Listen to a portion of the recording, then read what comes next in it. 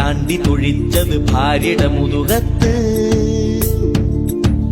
പട്ടയടിച്ചു കിറുങ്ങിയ നേരത്ത് ചട്ടിയെടുത്ത് എറിഞ്ഞത് മുറ്റത്ത്. ആ ചട്ടി പതിച്ചൊരു പട്ടിട മയ്യത്ത്. ചെത്ത് കഴിഞ്ഞ് വരുന്ന വഴിക്ക് കള്ള് കൊടുത്തത് ചെല്ലപ്പൻ. ഉടുമുണ്ടും തലയിൽ കെട്ടി തിരുവാതിര ചോടും വെച്ച് കടവാവല് പോ